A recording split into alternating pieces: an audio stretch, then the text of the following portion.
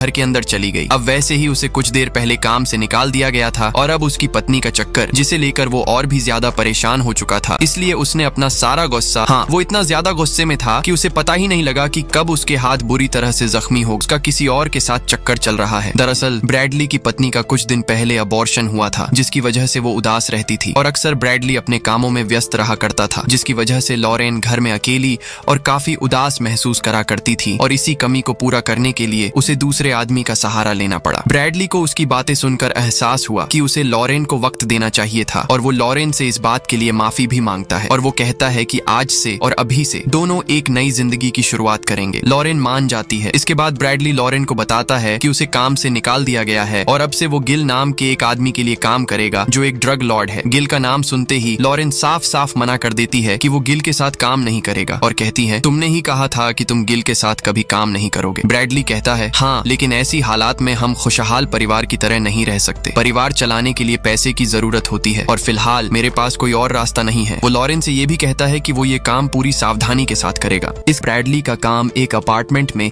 Eliezer Bradley को बताता है कि उसे उसका एक जरूरी काम करना है और इस काम में उसके आदमी रोमन और पेड्रो भी उसका साथ देंगे। लेकिन ब्रैडली उसके साथ काम करने से साफ मना कर देता है क्योंकि उसका एक आदमी रोमन उसे बहुत ज्यादा नशेड़ी किस्म का लग रहा था। उसे ठोस सबूत नहीं मिलता, लेकिन उसने 2 लोगों की हत्या की थी, जिसकी वजह से वो फंस जाता है। कोर्ट में पेशी से पहले उसे एक आखिरी बार अपनी पत्नी से मिलने दिया जाता है। ब्रैडली लॉरेन से कहता है कि वो अपना और उनके होने वाले बच्चे का ख्याल रखे। ब्रैडली ने अवैध कामों से इतने पैसे कमा लिए थे कि उसकी पत्नी और बच्चा आराम से एक अच्छी जिंदगी जी सकते थे। फिर ब्रैडली को हत्या और अवैध हथियार रखने के जुर्म में 7 साल की सजा सुनाई जाती है और उसे फ्रैंकलिन एर्जेंस नाम की जेल में भेज दिया जाता है। वहां पहुंचकर उसे उसकी सारी कीमती चीजें उतारने को कहा जाता है, यहाँ तक कि उसकी शादी की अंगूठी भी उतार दी जाती है। इसके बाद उसका हेल्थ टेस्ट लिया गया। टेस्ट वहां ब्रैडली और लेफ्टी की मुलाकात जेल के मैनेजमेंट ऑफिसर आंद्रे से होती है। आंद्रे ब्रैडली को जेल के नियम समझाता है, जिनमें से एक नियम यह भी था कि जब भी घंटी बजेगी तो उसे तुरंत ही हाजिरी लगाने अपनी सेल से बाहर आना होगा। इसके बाद ब्रैडली को उसकी सेल में डाल दिया जाता है। अंदर जाकर वो अपने आप को कोसने लगता है कि क्यों उसने एलिएजर के साथ काम किया। फिर वो थकान की वजह से गहरी नींद में सो जाता है और जब हाजकामी की वजह से उसके मालिक एलियाजर को $3 मिलियन, जो INR में लगभग 27 करोड़ होते हैं, इतना पैसा एलियाजर का नुकसान हुआ है। इसके बाद डॉक्टर प्लेसिड उसे लॉरेन की एक तस्वीर दिखाता है जिसे उन्होंने अगवा कर लिया होता है। डॉक्टर प्लेसिड आगे कहता है, एलियाजर तुम पे बहुत गुस्सा है और वो तुम्हारी पत्नी और होने वाले बच्चे दोनों को मार देगा, लेकिन एक शर्त पर वो ऐसा नहीं करेगा। फिर दोनों के बीच एक सौदा होता है। ब्रैडली से कहा जाता है कि उसे एक ऐसे आदमी को मारना होगा जिसे उम्र कैद की सजा हुई है और वो आदमी रेडक्लिफ जेल के ब्लॉक 99 में बंद है, जिसका नाम क्रिस्टोफर है। डॉक्टर प्लेसिड ब्रैडली से कहता है कि अगर उसने रेडक्लिफ के जेल ब्लॉक 99 में जाकर क्रिस्टोफर नाम के आदमी को मार देता है तो एलियाजर उसे माफ कर देगा और उसकी पत्नी और बच्चे दोनों को भी छोड़ दिया जाएगा। ये सुनकर ब्रैडली पूरी तरह हताश हो जाता है। उसे समझ नहीं आता कि उसे ये करना चाहिए या नहीं। इसके बाद आंद्रे उसे उसकी सेल में वापस ले ही जा रहा होता है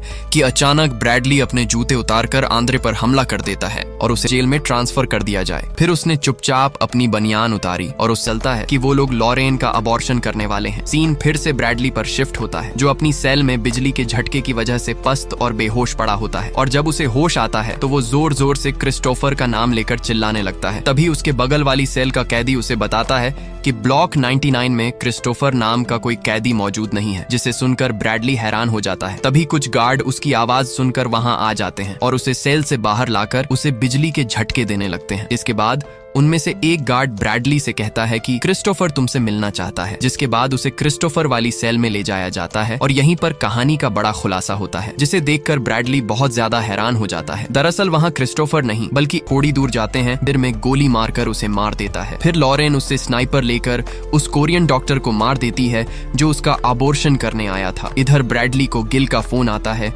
जो उसे बताता है कि लॉरेन अब सुरक्षित है और अब से वो उसकी देखभाल करेगा। फिर गिल लॉरेन को फोन देता है, जिसके बाद ब्रैडली अपने होने वाले बच्चे के लिए आखिरी शब्द कहता है कि बड़े होकर एक अच्छा इंसान बनना, स्वस्थ रहना, समझदार रहना और एक अच्छी जिंदगी जीना। ब्रैडली बहुत उदास होता है क्योंकि वो जानता है कि अब वो अपने बच्चे को कभी नहीं देख पाएगा। बाहर गुस्से में खड़ा टैग्स उससे पूछता है कि अब खत्म हुआ तुम्हारा रोना धोना, जिस पर ब्रैडली ही होता है जैसा कि ब्रैडली के साथ हुआ। खैर, ज्यादा ज्ञानी बाबा बन रहा हूँ, तो चलो मिलते हैं अगले कहानी के साथ। Bye bye.